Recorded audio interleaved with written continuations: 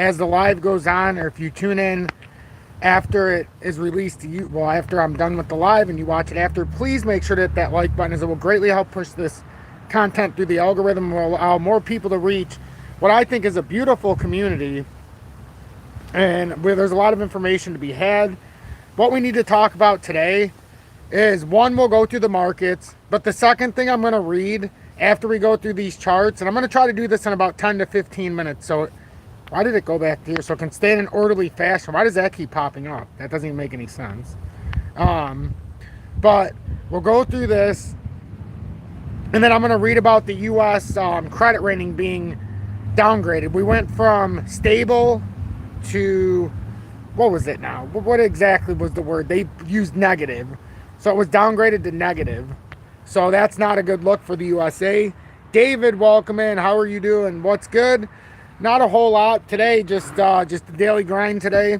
You know, just trying to stay up with the current formation and whatnot. So, but other than that, nothing much. Nothing much. Just the daily grind today, my friend. Just the daily grind. But anyhow, let's get into this. So, good mid-afternoon. 2:44 p.m. Eastern Standard Time on this Monday, November 13th, 2023.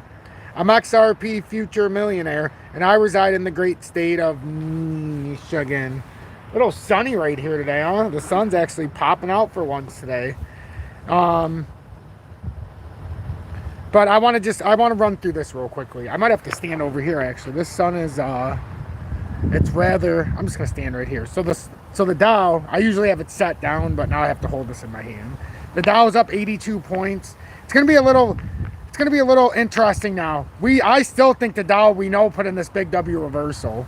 So I think, even though a lot of people thought it was just going to start breaking down, what we're seeing here is telling us otherwise. Like, it looks like we bounced off of the 200-day, and it looks like we're starting to break out here.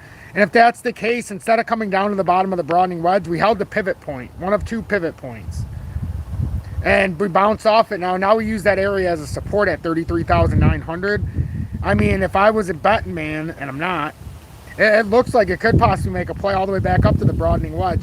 Could it get stopped up here? It could, but that is a wide W reversal, and that looks like a bullish Gartley there. So that's going to have a lot of room to come up here. I would be surprised if it doesn't come up to 36,000 before the end of the year. We've talked about this. The Q3 and on is how the bigwigs get their bonuses. So they want to make it look good in the markets here in Q3. I mean, it's standard operating procedure, in my opinion. Let me wipe this so it's a little bit easier to see. And then the DXY is at 105.60, down about 20 cents or 0.2%. That is going to be maybe the common theme here now that we got this credit rating downgraded. This could be the catalyst to pull this down on what looks like a topping reversal, a Bart Simpson top. And oftentimes, I mean, you don't typically come up and break back to the bullish side after a big reversal like that, especially when you're in a rising channel. Those are bearish reversals once you break out of that channel and finally get to the top. And that's what it looks like's happened here. If that's the case, now we're on another little rising channel here, just in the short term. If this gets rejected here in the 4-hourly, that's the dot cross rejection right now. We're on the bottom side of 105.71. This could very well start pulling down here. If it does, we're going to have a huge correction down. And I don't think it's just a correction. Eventually, the US dollar is going to die. And the closer to 24 we get, and we're about as close as you can get without being there now. Almost midway through November. I mean, the days are just going by so quick. It's unbelievable. It's like you wake up and it's been 2 months. Even though we're all here every day together. But, and then the other thing is like, the skies, whenever I'm on here, like normally when it records behind me, it'll make everything so gray now behind me. It never used to do that. I don't know if I don't want to get into speculation. That's how it used to look, but now it always fades it away like that. Anyhow, that's what we're looking at for the US dollar. And it's going to be due time, and it's going to come down. I mean, with what's going on in the BRICS nations, it's a matter of time. We're at our wits' end with the dollar.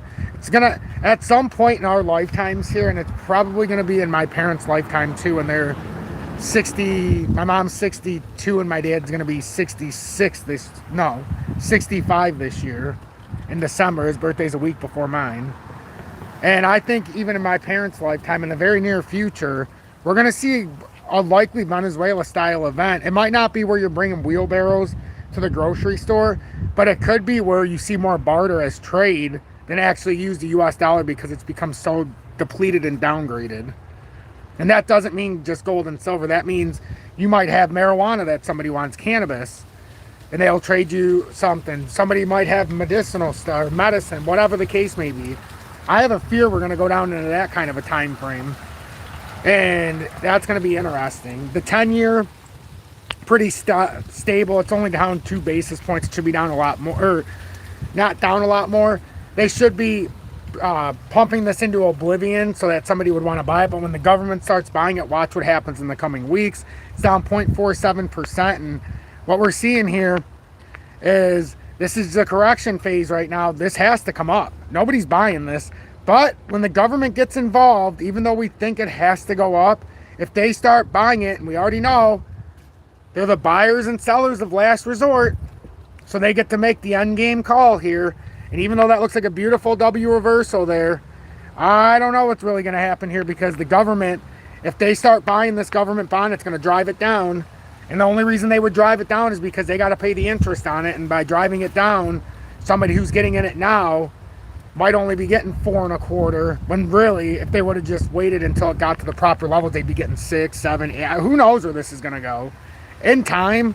But I think I think they're setting it up to come all the way back down here around 4%. And if they really want to buy into it and the printing presses are on, that's what they're going to do. What do you think the government does? They print a bunch of money. Just think about this. They print a bunch of money, and they throw a bunch of it into these bonds, and they collect at the 3 and 6 and yearly, 2 year, but they don't have the 10,000 cap like you and I. Oh, no. But I'm not going to get into that. Like, we can throw $10,000 into this per year. That's it. They'll only let us put 10 grand in per year to collect on this over a 6-month time or a yearly time. I mean, what's the reason for that? Anyhow, because I don't have the money. Miss Vicky, welcome in, love. I'm so appreciative you're in here for the midday market report. No downgrade, only viewed as, that's a downgrade in my book. I stand by what I said. You can say it's not a downgrade, but that's the cement in the coffin right there. That's like me saying, I was in good standing on my credit card, and I had a 740 credit score. Now, I'm not as reliable. I can only pay the interest payments. Sure, I'm still in good standing, but, my credit limit's been lowered. They won't extend it anymore. And now I'm meeting the collectors because now it's not enough just to pay the interest. That's essentially what they've done. And now they said the credit's no good. They said our credit's negative. Do you understand what happens when you go from a positive credit score to a negative outlook? If you're a credit holder, that means nobody on God's green earth is going to loan you anything to anybody.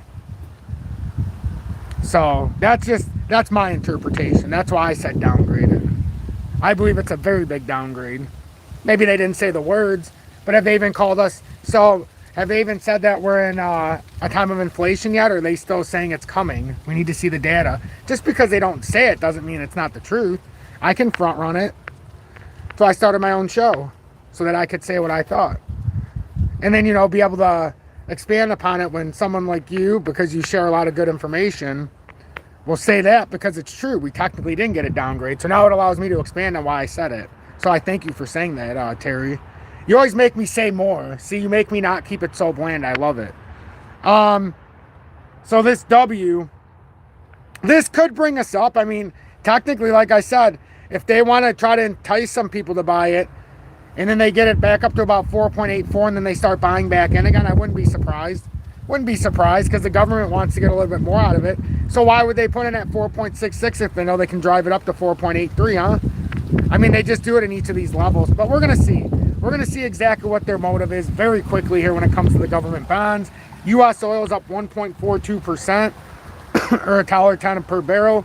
Al, welcome in. Good evening. Stanley, welcome. WB a head and shoulders. It could be the same kind of head and shoulders pattern as we had right here. See what the US dollar did? then it just makes the Batman top, I like to call it, when it does that. But that's exactly what the US dollar did. So absolutely, it could be falling in peril with the US dollar. Gold, silver, ratio's up 0.1%. We're going to go through these real quickly. We're back up to that uptrending resistance. We've talked about this so many times. It looks like we have a better than not shot to try to break out. It's just if you continue to get pounded here and rejected, eventually, you know, it would come down. But we're still holding these. This whole thing's converged, and it looks like it's getting ready for a pop. It really does. That's an inverted hammer candle today, too, in the daily, so I wouldn't be surprised. Wouldn't be surprised. Gold's up 770, up to 1945 an ounce. I still think this is getting ready for a massive move at some point here. It looks like it came right down to that 1930 and consolidated with the neckline here. So we're going to see if it holds this and the dollar really does start coming down like it looks like. This could come up to a nice spike up to about 2100 or 2075. Don't be surprised. If this breaks to the top side, and I'll be a little lenient on it and not go all the way to the top. But let's just say this does come all the way and we hold this. I mean, you're looking at a nice move here. You really are. You really are. You're looking at 2100 up there. And then we'll see what happens.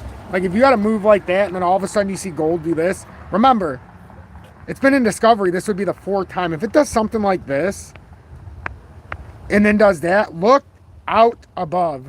That would be the ideal breakout after discovery for now the fourth time. So let's see what happens here. Let's just see what happens. But gold looks like it could be putting in some the reversal part of this formation again. B2 gold at beautiful spot. Beautiful spot. $2.96. It's a beautiful spot. It looks like that inverted head and shoulders is tapping out now. Unless gold comes down, then we might be able to get that 240 we talked about. But right now, if you are not in B2 gold, don't pass it up to at least get a little bit into it right now. That's a 5% dividend. It's a beautiful spot right now. And if this does play out as an inverted head and shoulders, you could get a spectacular buy here in the short term.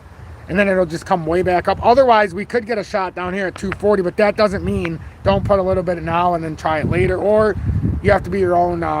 you have to be your own personal, you know, store of information. I can just at least show you what's going on. And then with silver, silver's doing exactly what gold's doing. It's putting in what looks like a reversal. Unless it breaks too far, these all look like these V-shaped recoveries on inverted head and shoulder styles. I mean, it really does. If it does hold, and this all goes down to if the US dollar decides to come down. If you see the dollar pour, expect these to go back up. I expect metals to get a little bit of a bounce here once we get into 24. Going into 24 has always been speculative because we don't know if the US dollar is going to get that parabolic push. And then, last but not least, because I'm overstaying my welcome here, it's already been 13 minutes. The US credit rating outlook changed to negative by Moody's. What is this crap? I'm not going to read somebody's who wants us to... They're going to charge us for the same information that you can get from... I hate Bloomberg, how they do that. We'll just do Reuters. Moody's turns negative on U.S. credit rating, draws Washington, Erie. New York, Washington, November 10th. Reuters. Moody's on Friday lowered its outlook on the U.S. credit rating to negative from stable. And imagine my shock and awe here, ladies and gentlemen, when they did this after the markets closed on what? Veterans Day. A holiday. Make it very difficult for some to just get out of certain things that they knew would have been affected by this news. So Moody's on Friday lowered its outlook on U.S. credit rating to negative from stable, citing large fiscal deficits and a decline in debt affordability. A move that drew immediate criticism from Joe Biden's administration. Imagine my shock. I mean, imagine, well, I don't know why they're shocked when you keep printing money and you expand the money supply by expanding it. What do they think is going to happen? If you keep expanding your money, it's not worth as much. And when you have debt, you just keep adding to it by borrowing. Yeah, they might be expanding their money supply, but understand this, ladies and gentlemen. What the USA does is no different than me saying I've increased my holdings, but all I did was went out to the bank and took out a loan for $100,000 at 7%. Like, it's not reality. It's not. I didn't make any money. I'm just going to the bank. That's what the government does. That's what the USA does. So the money supply expands, which causes inflation to go up, and we're at where we're at, where it's so expensive to live. When everybody will tell you that inflation is why the price is going up, it's incorrect. They don't understand how the fiscal policy works. Anything works when it comes to finance or the runnings of how money and inflation and pricing actually happens. It's the expansion and contraction of the money supply. If the money supply contracts, goods and services go down. It's that simple. Less money to circulate, which means the cost of goods go down. If you have some of the money that's left over, or not money in this case, currency, then you're good. The less of that currency you have, you're still good because it's going down and it's going to cost you less for the currency you have. Conversely, if you have the same amount of money and they expand the money supply, that's what happens. Lower dollar value killing me on peso exchange. Oh, it absolutely is. And that's what's going to happen. Everybody's going to get hammered when that happens too. Let's see. Federal spending and political polarization have been a rising concern for investors, contributing to a sell-off that took U.S. government bond prices to the lowest level in 16 years. What a shocker. It is hard to disagree with the rationale, with no reasonable expectations for fiscal consolidation anytime soon, said Christopher Hodge, chief economist for the U.S. at Natixis. Deficits will remain large, and as interest costs take up a larger share of the budget, the debt burden will continue to grow. And then I just want to read this, and then I got to go. The rating agency said in a statement that continued political polarization in Congress raises the risk that lawmakers will not be able to reach consensus on a fiscal plan to slow the decline in debt affordability. Any type of significant policy response that we might be able to see to this declining fiscal strength probably wouldn't happen until 2025 because of the reality of the political calendar next year. William Foster, a senior vice president at Moody's, told Reuters in an interview. Thank you all so much for joining me in this midday market report. I thank everybody who hit that like button. Just please make sure you hit the like button on the way out.